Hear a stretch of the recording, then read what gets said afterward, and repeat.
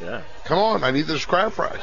Flyers last night with a big win. Sam Gagner joined us earlier in the show. We really asked him about his mindset when he's one-on-one with that goalie there. And he's like, really, you don't know what you're going to do. You don't have a plan. You just got to go. And make a move. Go. Yeah, but the move was 5-hole last night. I actually think that because of what Cousins did, that had to affect what Gagner did. All right, we're going to get into the Flyers are 8-2-2 over their last 12 games. And Steve Coates from the Flyers Radio Network, called the action last night.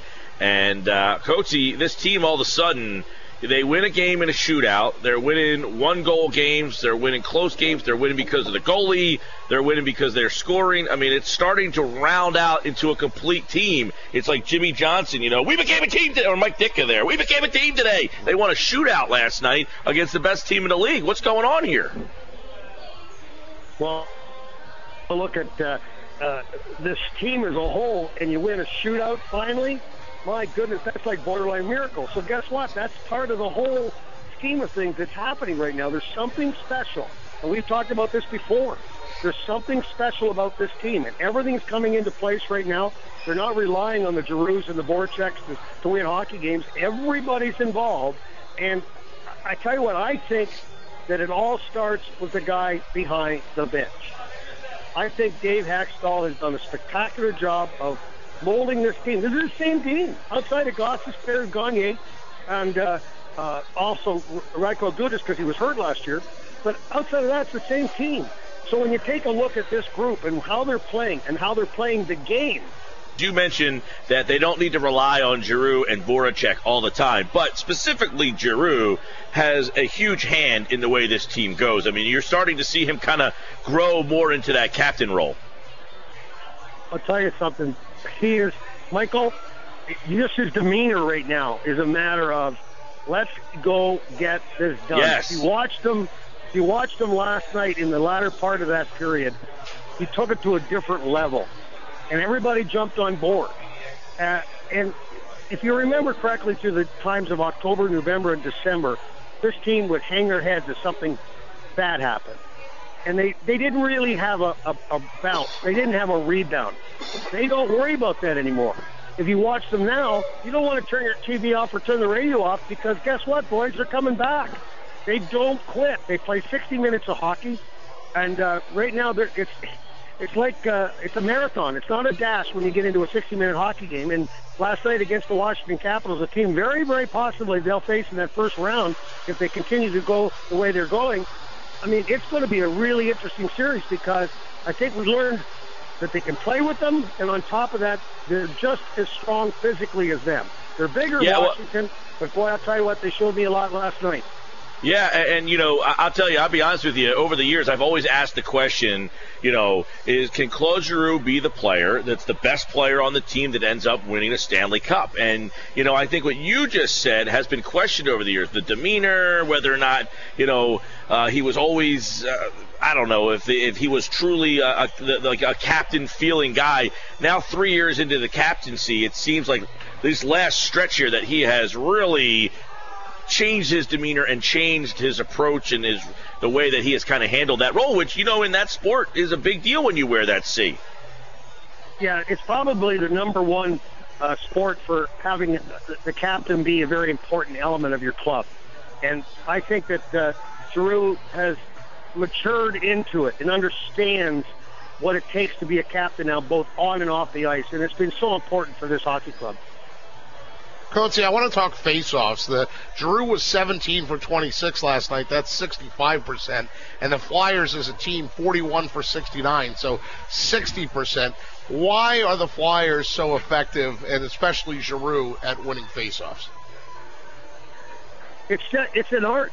It really is an art. I mean, the combination of hand-eye coordination, understanding what the opponent's going to do. There's so many different elements. I mean, in different ways you could take a face-off. You can eliminate the other player's stick and then draw the puck back. He's just got great hands. He's got unbelievable hands. And I think that has a lot to do with it. I think that he has a great ability to be able to watch the puck and be prepared for it coming out of the linesman's hands as it's dropped. Because he wins so many important face-offs at both ends of the ice. And especially if it's from the left side or to the left of the goalie, or to the left of the goalie, his left hand. Okay, so Giroux's going to be on his forehand, and he can do so many things from there. He can draw the puck back, but he can also take a shot. I mean, he's scored a couple of times in his career taking the shot off the face-off from that spot. And he is just so he's just a big weapon when he has that ability in the offensive zone. And you're seeing a lot more now, a lot more as this team understands what they have to do off of face-offs. Everybody has a position to do, everybody a job to do off of the face-off. And now they understand that he's going to win the face-offs, which creates more offensive ability. And maybe that rubs off on the other players. Steve Coates with us here on the Sports Bash on 97.3 ESPN FM, as I see that Pierre-Edouard Bellemare had 7 for 10. I mean, those are pretty good numbers if you're PEB and you're going 7 for 10 in the face-off circle. Absolutely correct, dear. And, when you take a look, like Bellemare, I tell you, he's one of the top fourth-line centers in the National Hockey League. Doesn't get a lot of attention, but if you watch him, he gives you everything, every shift. And he's a good skater. He's an excellent skater. He's not worried about anything. He's a very physical player. He'll drop the gloves, in fact. I mean, this guy does everything. So along with he and Vanderbilt and White, they've become a big weapon for this team. Talking with Steve Coates here, 97.3 ESPN. Flyers Saturday, we'll have the game for you against the Ottawa Senators, of course. And one thing, too, is we had Sam Gagner on earlier, and he really talked about, his approach in that shootout. You had Nick Cousins last night score the first goal, and Sam Gagner. It kind of goes to what you were saying, is that they're not relying on, the big guys all the time to do everything. To win the shootout last night with Cousins and Gagner is a little unexpected. It's unexpected, but expected. If you had watched Cousins prior, I mean, it's a kind of like a situation where the kid came in here. He was probably on a day-to-day situation, and all of a sudden he just started scoring goals. He scored on the shootout earlier in one of his earlier games, and then Gagner, if you've seen him before in the 3-on-3 in the shootouts, he's pretty effective at it. And I got to talk about Sam Gagner and Nick Cousins especially, because right now, Gagner at the beginning of the year, everybody said, well, he's a perimeter player. He's never really been involved. He's never been to the Stanley Cup playoffs in all the years he's been in the National Hockey League. And I've always contended that with Edmonton, where he was drafted as the number 1 pick, he never learned how to play the game, because Edmonton's just been so poor all these years that they've never taught. They were never learned anything, because all they were doing is losing hockey games. Then he went to Arizona, probably got himself into the same bucket. Now all of a sudden he's playing for a guy like Dave Hackstall, and he's understanding responsibility at both ends of the ice. He's understanding that he's got to have some grit to stay in the lineup. I mean, he went at it with Tommy Wilson last night. He's probably one of the best fighters in the National Hockey League. They didn't fight, but he didn't back down from him. They both went off for roughing, but they pushed, they shoved. That's a different Sam Gagner that everybody had seen at the beginning of this year, where he was sitting out and watching from the crowd, and now all of a sudden he understands what he's got to do to stay in the lineup. Yeah, you talked about that roughing penalty, Coatsy. Let's talk about the penalties in overtime and how huge it was. Couturier gets the penalty for interference, goalie interference, but Holtby gets 2 minutes for roughing for answering back. That was huge. It was huge, and I give the credit to the referee for making the call. I mean, Holtby turned around and just whacked him. If Holtby had just held his temper, then they would have got a penalty again or a power play again. And I don't, 2 penalties in an overtime is really, really tough to be able to get through. But, this goaltending interference and running into the goaltender, they are so overboard with this now.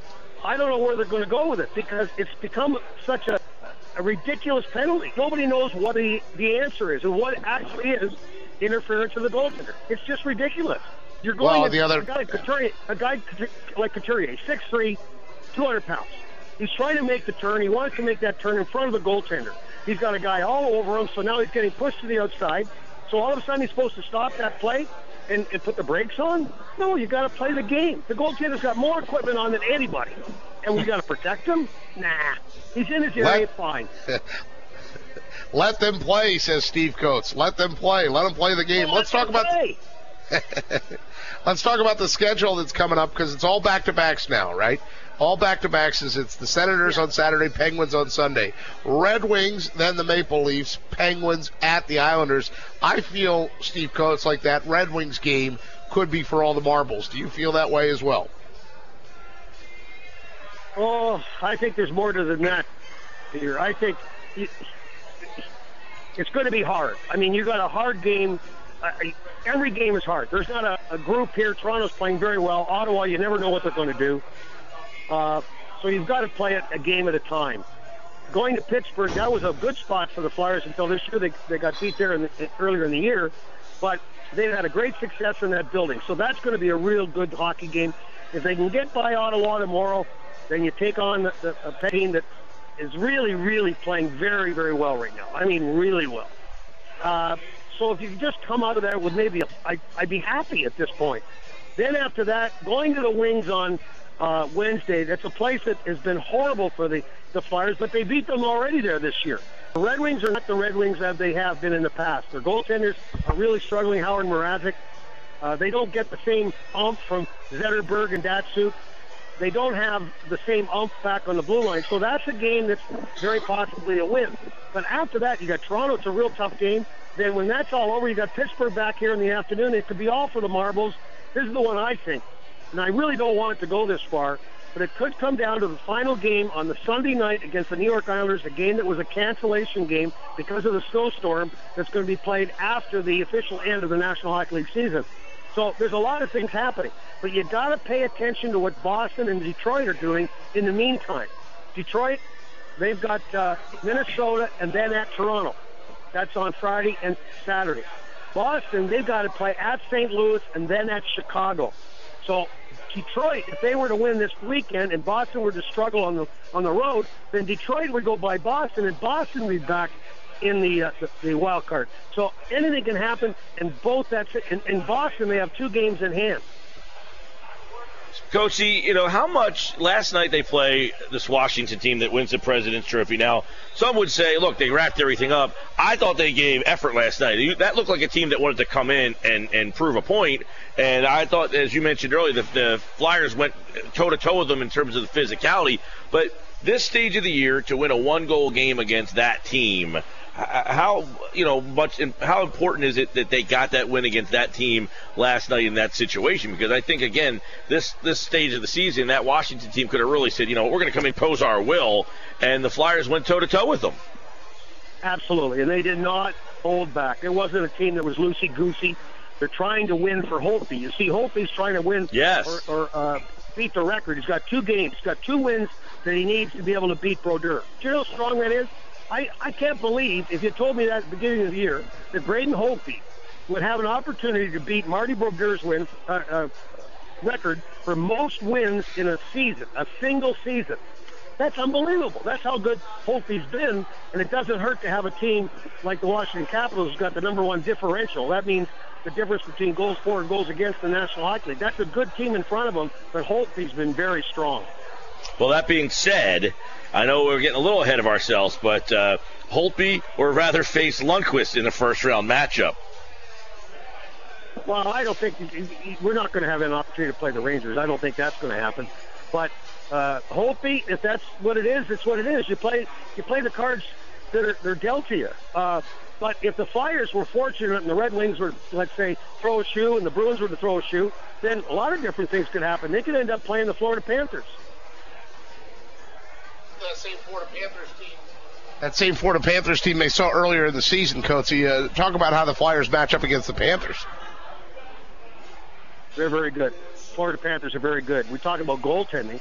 I mean, Lundqvist, outstanding goaltender, like you said, Mike. But Luongo's pretty good, too. So everywhere you go, there's good goaltending. So if you're going to win, you got to beat the best. And the Florida Panthers right now, Yager's been outstanding, but they got some great young players. Barkov, Ekblad back on the blue line.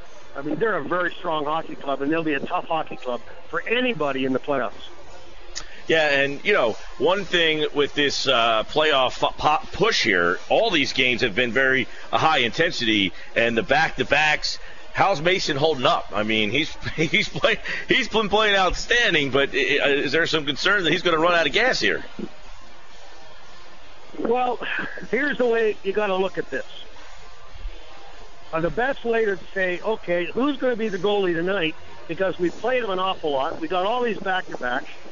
And the best way to look at it is that you're going to start Anthony Stolarz at this time of year when he's never played in an NHL game.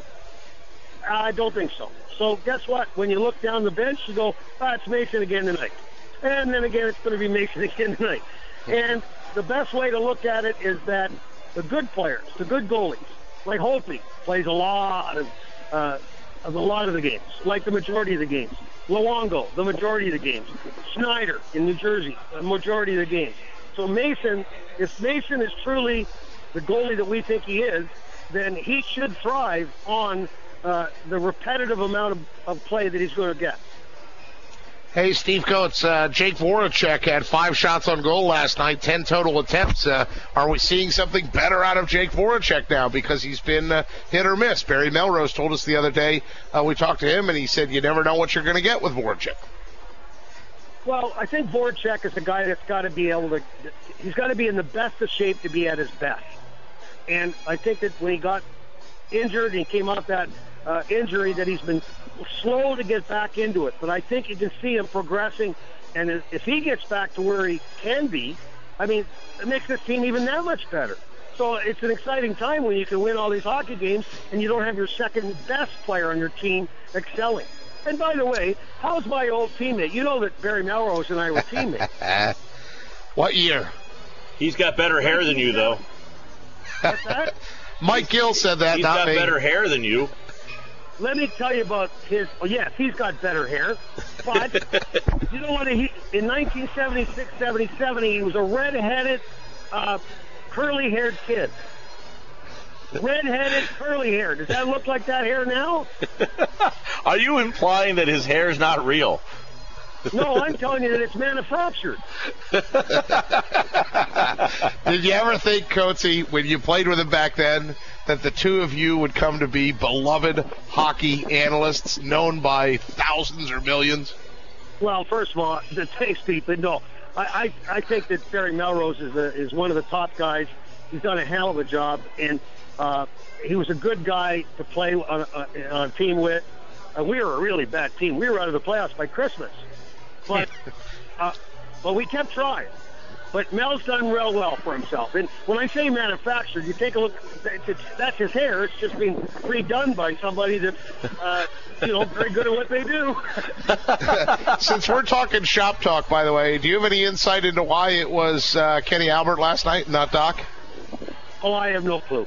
I think that Doc, well, my guess would be that Doc is in a semi-retirement mode, and he gets his games, and they've obviously brought on Kenny to be more of a part of the NBC broadcast, and I think Kenny's very good, and a great guy, by the way. And that's just the way the game is. That's the way the business is. And Doc is still the premier of the premiers, and but they'll be saving up for Doc. You'll get lots of Doc in the playoffs. Don't worry. Sure. That Red Wings game next Wednesday night, I'm sure is going to be Doc. I know that the Flyers, like you said, have the Penguins. That's a game on NBC 10 at one point. That's going to be Doc most likely. So, yeah, we'll see him again. That's another guy you go way back with.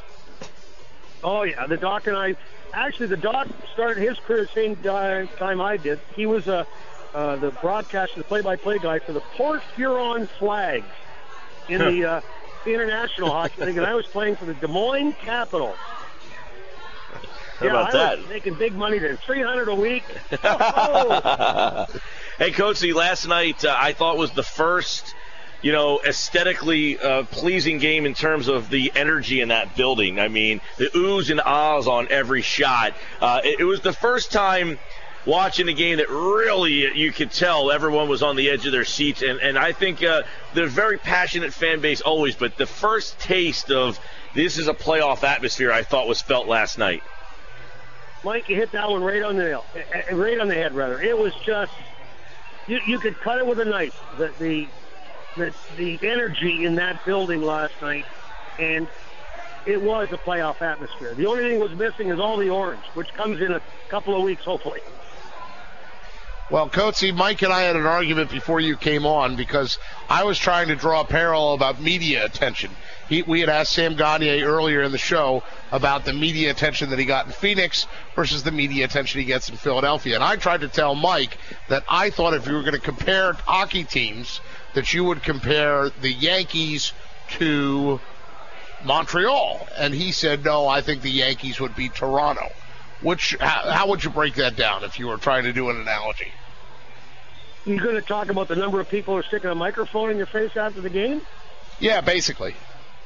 Well, in Arizona, you only got the two people answering questions. Sure. But, he said, the question I asked him, I said, look, last year you're in Phoenix. You got one beat guy running around. Now it's got to be kind of not overwhelming, but different that the coverage you're getting. And he said, well, I was in Edmonton, to which we kind of spun off to, well, the teams in Canada, they get a lot more coverage, even a smaller place like Edmonton. So Pete said the Yankees of the NHL would be, and I said Toronto, and he said, no, it's Montreal. And I said, no, it's the Maple Leafs. So they are the Yankees. We want your take. So are the Yankees of the NHL the Maple Leafs or the Canadiens? First of all, you guys got way too much time on your hands. But he started it. I did. I would think that you were both right. I think that both Montreal and Toronto are about the same as far as the attention is concerned. Montreal, of course, is the New York Yankees of the National Hockey League on its success. And I'll tell you what, a player being in both those towns, that's a lot of pressure because everything's about them. You know, the attention and the attention you get. Like, the Toronto Maple Leafs could be the worst team in the league, and that building would still be jammed.